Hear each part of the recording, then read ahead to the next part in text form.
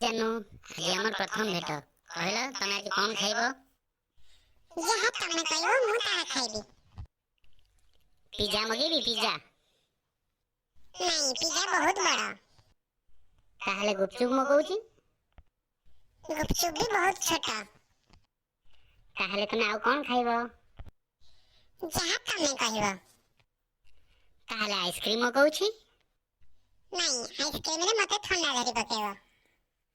ତାହେଲେ ମୁଁ Chinese food ମଗଉଛି। ନାଇଁ, ଚାଇନିଜ ଫୁଡ ବହୁତ ହେଭି ହେଇଯିବ। ତାହେଲେ ମୁଁ ଖେଚେଡି ମଗଉଛି।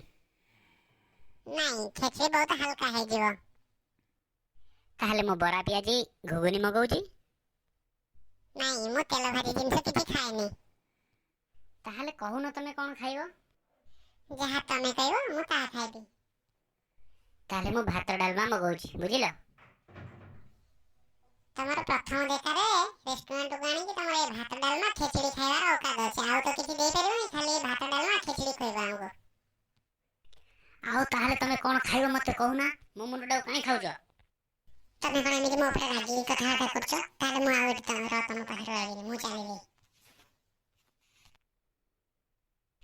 ଆରେ ଆରେ ଆରେ ମୋ କଥା ଟିକେ ଶୁଣ। ଆରେ ପ୍ଲିଜ ଜାନୁ, ମୋ କଥା ଟିକେ ଶୁଣ। ମୁଁ ଚାଲିଲି, ଜମାରୁ ମତେ ପଛରେ ଡାକନି, ମୁଁ ଆଉ କେବେ ଫେରିବିନି ତମ ପାଇଁ।